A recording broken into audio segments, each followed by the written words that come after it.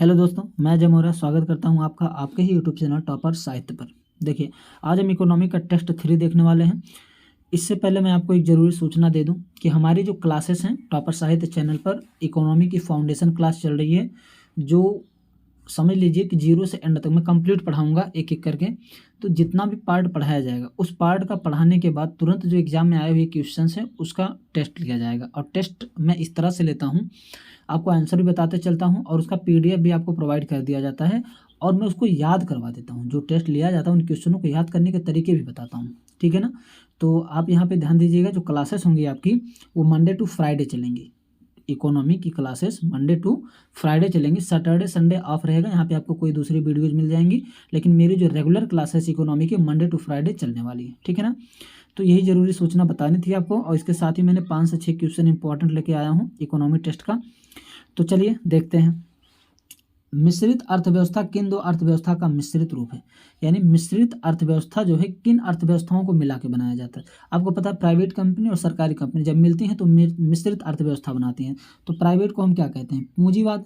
Private को पूंजीवाद कहते हैं। और सरकारी को क्या बोलते हैं? समाजवादी। यानी पूंजीवादी और समाजवादी अर्थव्यवस्था मिलकर क्या बनाते हैं? मिश्रित अर्थव्यवस्था का निर्माण करते हैं।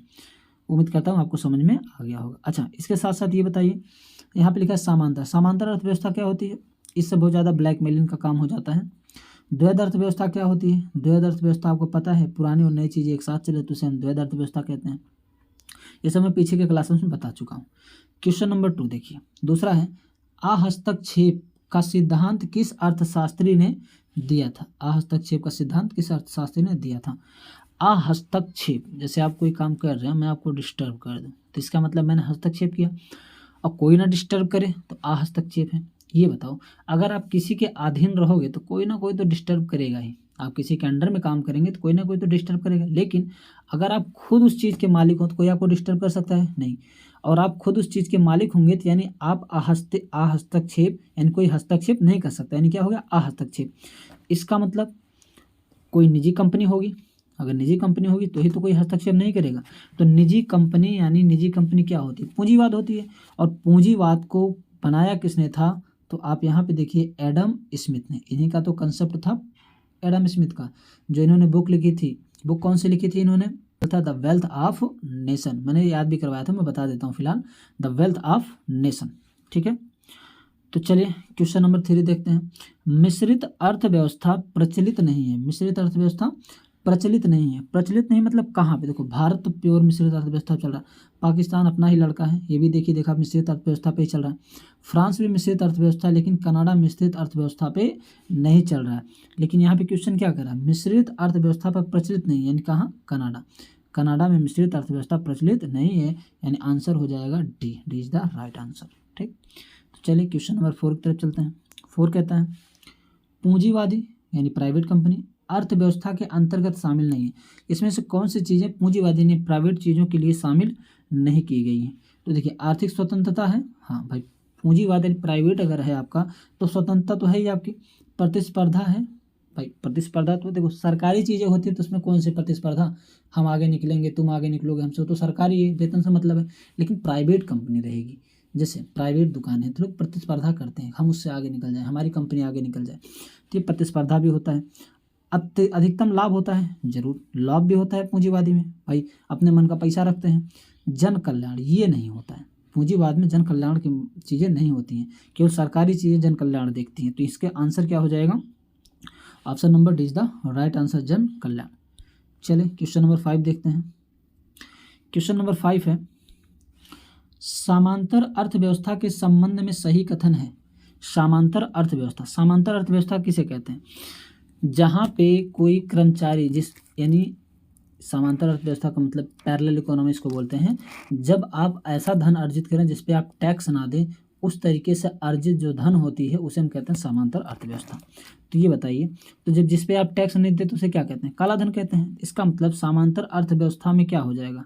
एक तो काला धन हो जाएगा, बढ़ जाएगा, जाहिर सी बात है काला धन बढ़ेगा। मैंने इसका एग्जाम्पल भी दिया था, अगर आप नहीं समझ पाए ना तो पहली और दूसरी वीडियो जाकर देख लीजिए, ठीक है ना, टेस्ट की नहीं, जो फाउंडेशन क्लास की पढ़ाई गई। मौद्रिक नीतियाँ अप्रभावित रहेंगी? ऐसा तो हो ही नहीं सकता, मौद्रिक नीतियाँ प्रभावित होंगी। मौद्रिक नीतियाँ प्रभावी होंगी, ये सही हो जाएगा। मौद्रिक नीतियाँ यानी जो नियम कानून बनाए गए हैं मुद्रा की, वो क्या होगा, प्रभावित हो ही जाएगा। तो पहला और तीसरा, ये दूसरा नहीं होगा। तो यहाँ पे देखिए पहला दूसरा, दूसरा तीसरा, पहला तीसरा, ऑप्शन नंबर ACBD, या थोड़ा सा चेंजेस हो गया है, बी यहाँ तीसरे पे आ चुका है, तो ये वाला ऑप्शन राइट हो जाएगा, पहला और तीसरा। आई होप आपको ये समझ में आ रहा होगा। चलें क्वेश्चन नंबर 6 और लास्ट क्वेश्चन की तरफ देखते हैं। अर्थव्यवस्था के किस क्षेत्र में सरकार का पूर्ण स्वामित्व होता है, यानी ऐसा कौन सा क्षेत्र है जिसमें सरकार का पूरा यानी सरकार पूरी तरीके से मालिक होता है। तो जाहिर सी बात है पब्लिक सेक्टर हो जाएगा, क्योंकि सरकार इसी में मालिक है। निजी तो प्राइवेट होता है, संयुक्त में सरकारी प्राइवेट दोनों होता है। सहकारी क्या होता है, सहकारी हम किसे कहते हैं, जैसे सहकारी उसे कहते हैं जिस पर सरकार का कमांड होता है, कई लोग उसके मालिक होते हैं एक साथ, तो जो पैसा होता है मिल बांट लेते हैं, ठीक है ना। आप समझिए जैसे गांव में सामूहिक चल रहा है कि नहीं चल रहा है, सामूहिक काम चल रहा है गांव में, लोग बैंक से कनेक्ट रहते हैं, तो समूह में रह के लोगों का भला करते हैं लोग, तो उसका पैसा कौन देता है, सरकार देता है, ठीक। जैसे कहीं मान लो कोई कार्यक्रम चलाना है, तो सरकार हर जगह छोटे छोटे जगह पहुँच नहीं सकती, तो एक ग्रुप बना देती है, कुछ लोग तैयार हो जाओ मिलकर इस काम को करने के लिए, हेल्प करने के लिए, और हम आपको पैसा प्रोवाइड करते रहेंगे, आप सहायता करते रहिए लोगों का, तो वो होती है सहकारी समिति। बात क्लियर है। तो ये सारी चीज़ें समझ में आ गया होगा। जितना मैंने 2 वीडियो बनाया था, दोनों से रिलेटेड जितने क्वेश्चन मैक्सिमम हो सकते थे मैंने कंप्लीट करवा दिया। टोटल 25 से 26 क्वेश्चन है, इससे बाहर नहीं आने वाला, ठीक है ना। आप मिला लीजिएगा किसी भी एग्जाम में, अगर इन 2 वीडियो से जितना मैंने पढ़ाया उससे अगर क्वेश्चन आया होगा तो इनसे बाहर नहीं आने वाला है, ठीक। तो चलिए मिलते हैं अगले वीडियो में, तब तक के लिए धन्यवाद। सतह से फतह तक।